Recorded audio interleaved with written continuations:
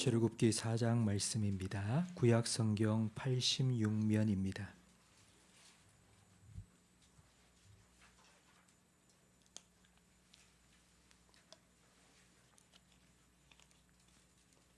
출애굽기 4장 18절부터 26절까지 한 절씩 교독하겠습니다. 모세가 그의 장인 이드로에게로 돌아가서 그에게 이르되 내가 애굽에 있는 내 형제들에게로 돌아가서 그들이 아직 살아있는지 알아보려 하오니 나로 가게 하소서. 이드로가 모세에게 평안히 가라 하니라. 여호와께서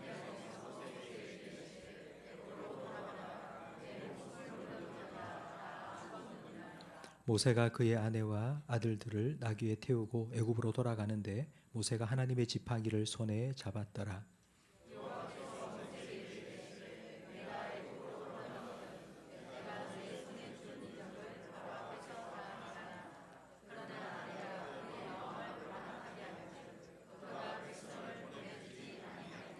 너는 바로에게 이르기를 여호와의 말씀에 이스라엘은 내 아들 내 장자라.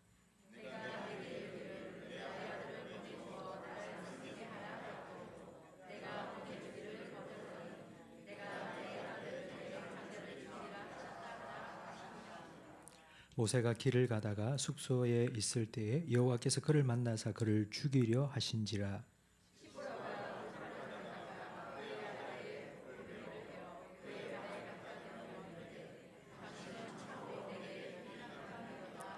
함께 읽습니다. 여호와께서 그를 놓아 주시니라. 그때에 시포라가 피 남편이라 함은 할례 때문이다. 아멘.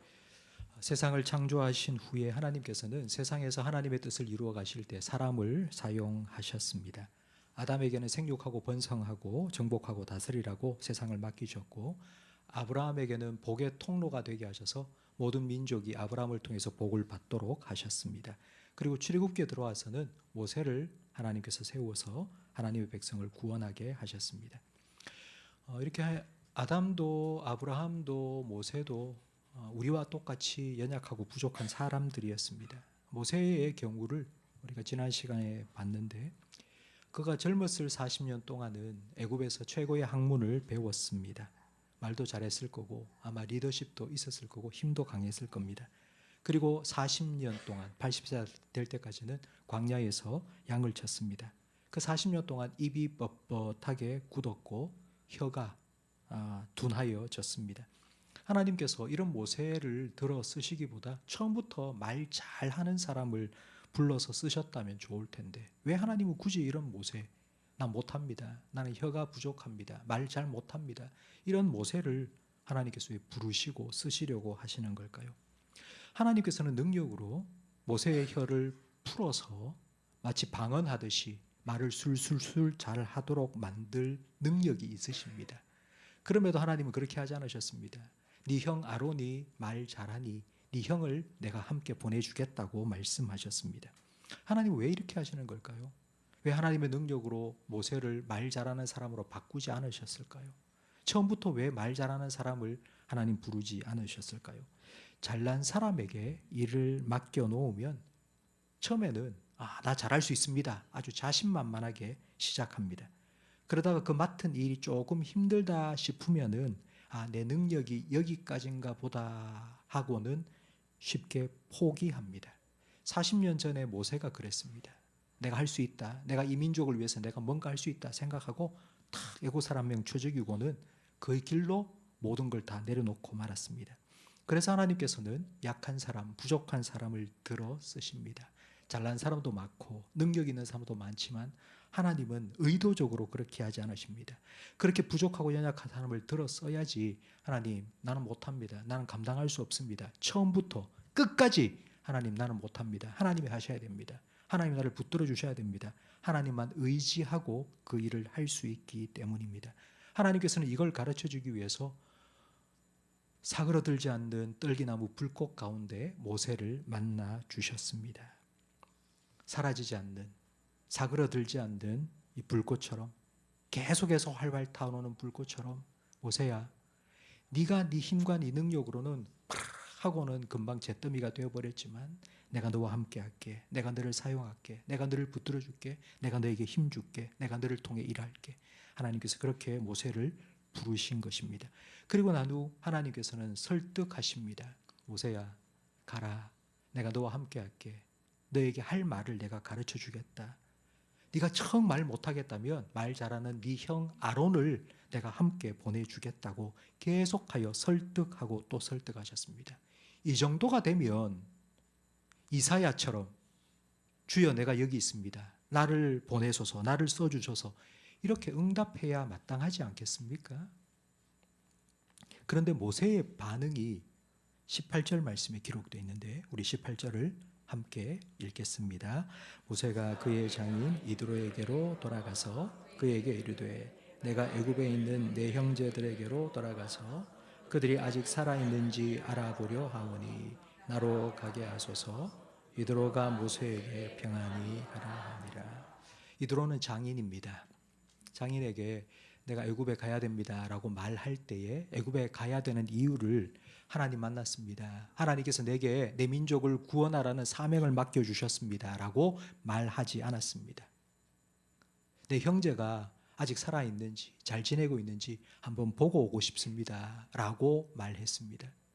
모세는 아직도 확신이 없는 것 같습니다. 저는 설교 준비를 하면서 참 의아했습니다. 하나님께서 왜 굳이 이런 모세를 들어 쓰실까? 왜 이 모세가 아니면 안 되는 걸까?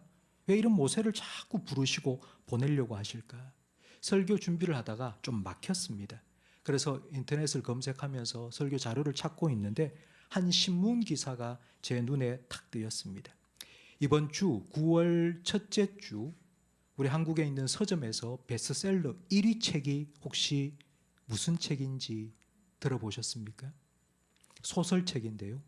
그 소설을 쓴 사람 이름을 제가 보고 깜짝 놀랐습니다. 차인표입니다. 여러분 차인표 아시죠? 이래 하는 분노의 양치질을 하는 그 배우입니다. 아니 언제 차인표가 소설을 썼을까? 제가 궁금해서 쭉 찾아봤습니다. 왜 이분이 쓴 책이 베스트셀러 1위까지 올랐을까 하니 몇 달 전에 영국에 있는 옥스포드 대학교 아시아 학부에서 필독서로 차인표가 쓴 이 소설을 선정을 했다고 알려지면서부터 많은 사람들이 이 책을 사본 것입니다. 그 책의 내용은 위안부, 일본군에게 끌려가 유린당한 우리 조선의 한 어린 위안부 이야기입니다. 이 이야기를 소설로 쓰려고 마음먹었던 때가 1997년 8월 4일입니다. 이날은 1942년에 16살 어린 나이로 일본군에게 끌려가 캄보디아까지 가서 위안부로 고생을 하고 55년 만에 한국에 돌아온 훈 할머니가 공항에 딱 도착한 그날이었습니다.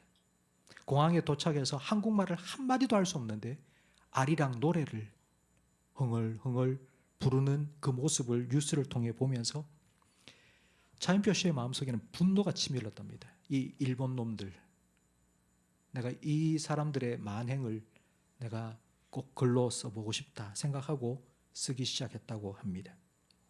1997년에 소설을 쓰기 시작했는데 그 소설이 출판된 게 12년 만인 2009년이었습니다. 그나마 출판된 책을 아무도 사보지 않아서 몇 년 되지 않아서 절판이 되었다고 합니다. 그랬던 걸 한 출판업계에서 연락이 와서 우리 청소년들에게 읽히면 참 좋을 것 같다 해서 2021년에 다시 재출간을 했다고 합니다. 그게 몇 달 전에 옥스퍼드 대학에서 갑자기 연락이 와서 당신 책을 영어로 번역해서 필독서로 읽히고 싶다고 연락이 오고 지금 베스트셀러 1위가 된 것입니다. 여러분 이 책을 쓰겠다고 마음먹고 출판한 때까지 12년이 걸렸는데 왜 12년이 걸렸는지 차인표 씨가 이렇게 설명을 했습니다. 5달 정도 아주 열심히 쓰다가 갑자기 이런 생각이 들었답니다. 네가 아니어도 쓸 사람 많다. 너는 배우 아니냐. 배우 짓이나 하면 되지. 뭐 글까지 쓰려고 하느냐. 네가 아니라도 쓸 사람 많다. 네가 쓴다고 누가 읽어줄 것 같냐? 헛고생하지 마. 그런 생각이 자꾸 들어서 쓰다가 중단했다고 합니다.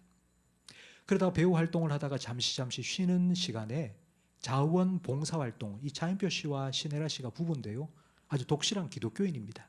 그래서 자원봉사를 참 많이 다녔는데 어느 날 종군 위안부 할머니들 영정 사진을 찍어주는 봉사활동에 참여하게 되어서 그 할머니들 사진 찍어주는 걸 도와주면서 할머니들의 이야기를 듣고 난 후에 다시 소설을 쓰고 싶은 마음이 들었다고 합니다. 그때 이렇게 자기의 마음을 표현했는데요. 그 이전까지는 일본군에 대한 분노를 글로 쓰려고 했는데 위안부 할머니를 직접 만나서 그분들의 이야기를 듣고 난 후에 내 마음이 바뀌었다. 나는 할머니들을 위로해 주고 싶은 마음이 들었다. 내 이 글로, 이 소설로 할머니들이 위로받았으면 좋겠다라는 마음으로 다시 글을 쓰기 시작해서 12년 만에 소설을 출판하게 되었습니다. 일본에 대한 분노가 할머니에 대한 공감으로 바뀌면서 다시 글을 쓰고 싶은 마음으로 완간하게 된 것입니다. 여러분, 제가 이 이야기를 들으면서 오늘 18절 말씀을 다시 한번 보게 되었습니다. 여러분, 18절 말씀을 다시 한번 읽어보겠습니다. 모세가 어떤 마음으로 하나님의 사명에 순종할 준비를 해가는지를 여러분 이 말씀을 통해서 다시 한번 찾아보시기 바랍니다. 함께 읽습니다.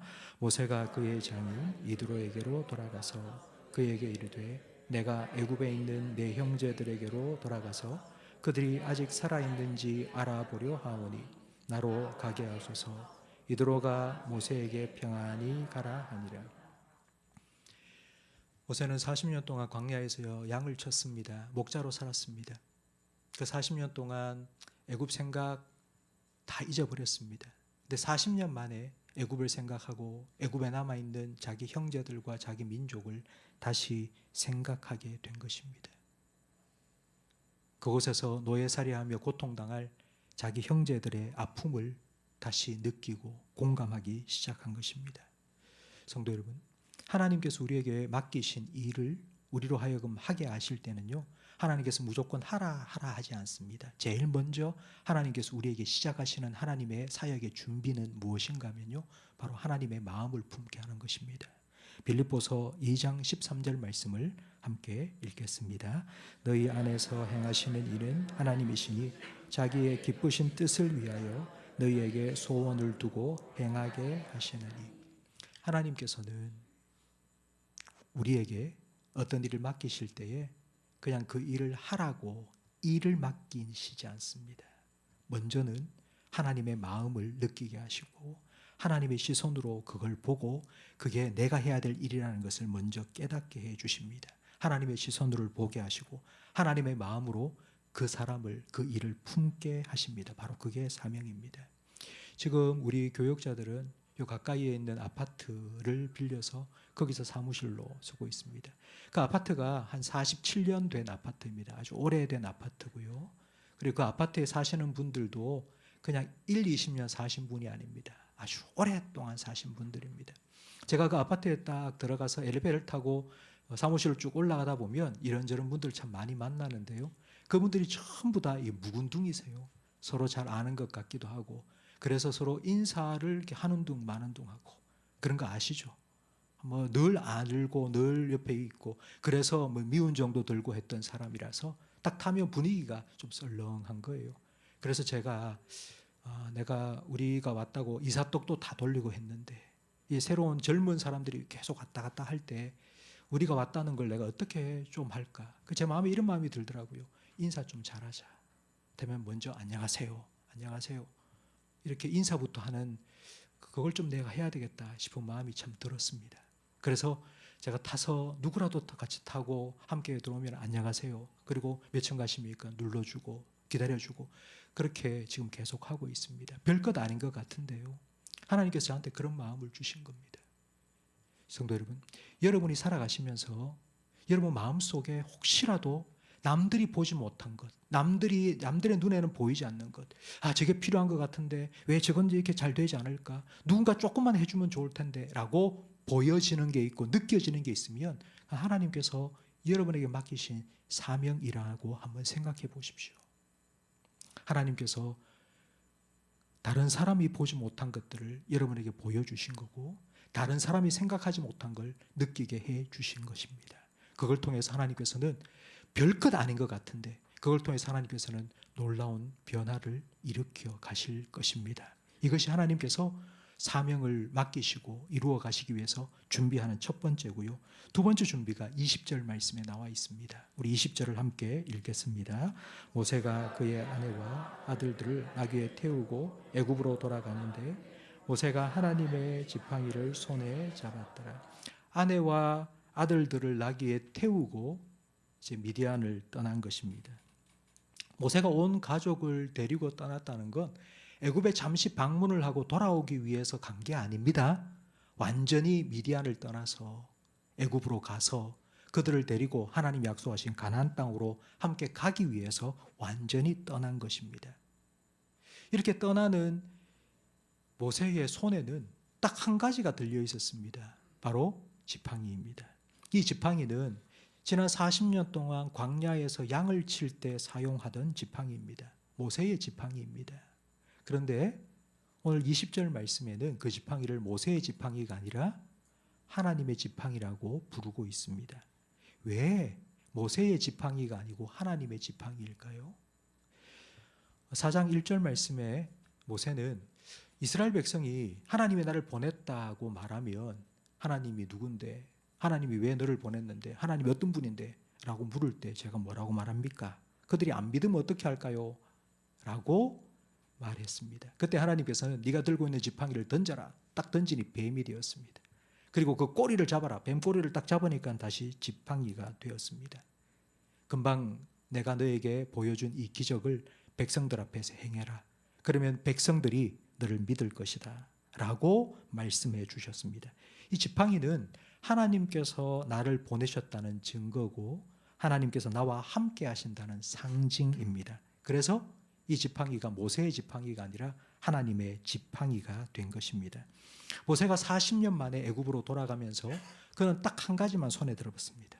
뭐 이것저것 주섬주섬 다 가지고 간 게 아니라 손에 지팡이 하나를 딱 짚고요. 그리고 가족들을 데리고 애굽으로 내려간 것입니다. 저는 설교 준비를 하면서 신약에 예수님께서 하신 말씀이 기억났습니다. 12 제자를 부르사 둘씩 짝지어 보내시면서 더러운 귀신을 제어할 능력도 주셨고 그리고 나가서 복음을 전하라 하시면서 그들에게 이렇게 말씀하셨습니다. 여행을 위하여 지팡이 외에는 양식이나 배낭이나 전대의 돈이나 아무것도 가지지 말고 신만 신고 두 벌 옷도 입지 말라. 지팡이만 들고 가라고. 여러분 이게 무슨 의미일까요? 복음을 전하기 위해서 귀신을 내쫓는 권능을 주셔서 보내시면서 예수님께서는 아무것도 가져가지 마라. 돈도 가져가지 마라. 필요한 것 아무것도 가져가지 말고 네 지팡이만 딱 짚고 가라 말씀하셨습니다. 이 말은요. 네 필요한 모든 걸 내가 책임지겠다는 뜻입니다. 네가 하나님을 위해서 복음을 위해서 네가 그렇게 살아간다면 너에게 필요한 것 무엇을 먹을까 입을까 마실까 그 필요한 모든 것을 하나님께서 공급해 주시고 책임져 주시겠다고 하나님께서 예수님께서 약속해 주신 겁니다. 바로 모세도 하나님을 믿고 하나님께서 나를 보내셨으니까 하나님 나와 함께 하실 거고 하나님께서 내 필요를 아시고 우리 가족도 지켜주실 것이라는 믿음을 가지고 하나님의 지팡이를 손에 잡고 가족들과 함께 떠난 것입니다. 두 번째 준비가 바로 이 믿음 준비였습니다.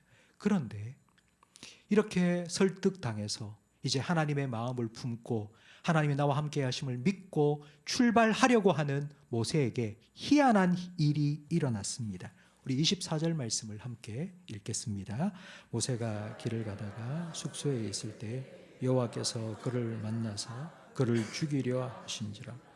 안 가겠다 하는 모세를 불러서 가라 설득 겨우겨우 시켜서 이제 출발하려고 하는데 하나님이 그를 만나 죽이려고 한 것입니다. 왜 이런 걸까요? 그 이유가 무엇인지 25절 말씀에 기록되어 있습니다. 우리 25절을 함께 읽겠습니다. 시보라가 돌칼을 가져다가 그의 아들의 포피를 베어 그의 발에 갖다 대며 이르되 당신은 참으로 내게 피난편이로다 하니 여호와께서 그를 놓아 주시니라. 그때에 시보라가 피난편이라 함은 할례 때문이었더라. 시보라는 모세의 아내입니다. 하나님께서 자기 남편 모세를 죽이려 하는 걸 보고 십보라는 돌칼을 들고 자기 아들의 포피를 베어 할례를 행했습니다. 그러니까 십보라는 하나님께서 왜 자기 남편을 죽이려고 하는지 이유를 분명히 알고 있었습니다. 어떻게 해야 자기 남편을 살릴지 분명히 알았습니다. 여러분, 할례입니다. 할례. 아들에게 할례를 하지 않았는데 그 아들에게 할례를 해야 되겠다. 아들에게 할례를 행하면 내 남편이 죽지 않겠다 생각하고 할례를 급하게 한 것입니다. 여러분, 할례는 하나님께서 아브라함에게 명령하신 언약 백성의 표시입니다. 아브라함이 99세 때에 하나님께서 내년 이맘때에 네가 아들을 낳을 것이다 약속하시면서 너는 할례를 행하라고 명령하셨습니다. 아브라함이 99세에 할례를 행했습니다. 할례를 행했다라는 이 행위의 의미는 내 힘으로는 절대로 아들을 낳을 수 없다. 내가 아들을 낳을 수 있는 내 힘의 능력을 잘라낸 것입니다. 그러면 100세에 이삭을 얻은 건 내가 낳은 게 아니라 누가 주신 거죠? 하나님이 주신 겁니다. 그러니까 할례를 행한다는 건 내가 아니라 하나님께서 하신다는 분명한 믿음의 표시고 이 표식을 가진 사람이 언약 백성이라고 하나님께서는 할례를 행하라고 명령하신 것입니다. 여러분, 모세는 십보라에게 내 아들에게 할례를 행해야 되겠다고 말했습니다. 그런데 십보라는 안 된다고 한 것입니다. 남편을 따라 애굽까지 따라갈 정도로 아주 훌륭한 아내였지만 아들의 문제에 있어서만큼은 남편에게 양보를 할 수가 없었습니다. 아들에게 칼을 대고 피를 내는 이 일은 내가 도저히 용납할 수 없다고. 이 문제만큼은 남편과 의견이 달랐습니다. 야, 자식 몸에 상처 내고 피까지 내면서 하나님 믿어야 돼? 좀 적당히 믿으면 안 돼? 굳이 이렇게 해야 돼? 의견이 다른 정도가 아니라 완전히 반대한 것입니다. 그러자가 하나님께서 모세를 죽이려고 하는 그 순간에 아이쿠, 하나님 말씀에 순종하지 않아서 하나님께서 죽이려고 하는구나 생각하고 깨닫고는 돌칼을 들어서 그냥 그 자리에서 아들의 포피를 베고 할례를 행한 것입니다. 그러면서 그 피가 뚝뚝 떨어지는 그 포피를 남편에게 던지면서 당신은 내 피남편이라고 말했습니다. 이게 무슨 뜻이냐 하면 피남편이라는 말은 피 흘리는 순종을 통해서 살린 내 남편이다라는 의미입니다. 성도 여러분, 왜 이런 일이 있는 걸까요? 하나님께서 왜 이런 일을 하신 걸까요? 하나님께서는 모세의 가정에서 하나님께 순종하는 것이 얼마나 중요한 것인지를 가르쳐 주신 겁니다. 모세는 앞으로 살아가면서 지금 할례를 한 아들을 볼 때마다 그래, 내가 하나님 말씀에 순종하여 아들에게 할례를 행함으로 내 목숨을 구했지.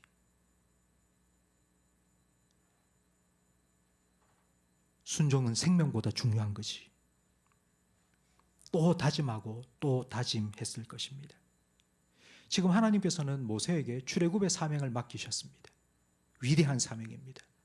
하나님의 백성들에게 가서 하나님 말씀을 전하고 그들을 이끌어내라. 얼마나 위대한 사명입니까?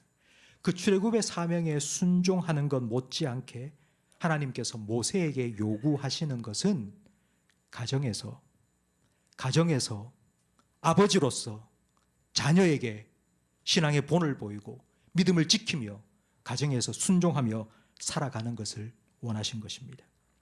하나님을 위해서 큰일, 위대한 일을 하기를 원하십니까? 여러분, 그렇다면 오늘 당장 집에서 여러분이 해야 될 그 일부터 하셔야 됩니다. 여러분이 아버지로서, 어머니로서, 그리고 직장 생활하는 그리스도인으로서 오늘 내가 이 자리에서 해야 될 일부터 우리는 순종해야 됩니다. 여러분, 아브라함이 100세에 낳은 아들 이삭, 하나님께서 내게 제물로 바쳐라 할 때 다음날 아침에 일찍 일어나서 그 아들 이삭을 데리고 하나님의 산에 가서 하나님께 제물로 드리려고 순종했습니다. 여러분, 그런 아브라함의 순종, 대단한 순종 아닙니까? 근데 여러분, 그 대단한 믿음의 순종, 아들까지 하나님께 바치는 순종하기까지는 40년 동안 내가 너에게 갈 길을 지시하겠다 하신 하나님의 말씀에 하루하루 순종한 일상의 순종이 있었습니다. 하루하루의 순종이 40년 동안 모이고 모여서 네 아들을 바쳐라 할 그 순간에 거기 말씀에도 순종할 수 있는 큰 믿음의 사람이 된 것입니다. 성도 여러분, 일상의 순종을 우리가 훈련해야지만이 하나님께서 위대한 사명에 순종하라고 부르실 때에 순종할 수 있습니다. 우리는 이사야가 내가 여기 있습니다, 나를 보내소서 라고 하나님의 부름에 순종한 것을 와 대단하다, 우리도 그렇게 하나님의 부름에 응답해야지 라고 생각하기 쉬운데요, 여러분 그렇지 않습니다. 그렇게 되기까지 우리는 매일매일 하나님께서 우리에게 맡겨주신 우리의 삶의 자리에서 하루하루 하나님 말씀에 순종하며 살아가는 순종의 훈련이 필요합니다. 앤드류 머레이 목사님께서는 예수를 믿는 그 순간부터 우리는 순종의 학교에 입학한 것이라고 말씀하셨습니다. 그리고 순종은 99%는 아닙니다. 99% 순종하고 한 가지를 불순종했다, 그러면 그게 순종이 아닙니다. 예수님께서는 죽기까지 순종하셨다고 말씀합니다.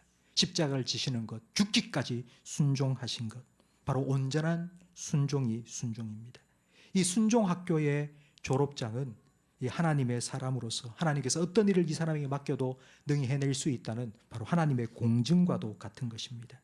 모세는 바로 이 피난편 사건을 통해서 그래, 내가 목숨을 내어놓고서라도 하나님 말씀에 순종해야 되겠구나라는 것을 깨닫게 된 것입니다. 성도 여러분, 오늘 출애굽기 4장 18절 이하의 말씀을 우리는 살펴보았습니다. 하나님께서 모세를 부르셨고 소명하셨고요, 그리고 모세를 설득하셨고요, 내가 너와 함께 하겠다, 내가 너에게 할 말을 주겠다, 그리고 내가 말 잘하는 너의 형 아론을 너에게 붙여주겠다, 계속 설득하여서 그를 이제 보내시는데, 그렇게 보내시기 전에 하나님께서는 한 번 더 모세를 준비시켰습니다.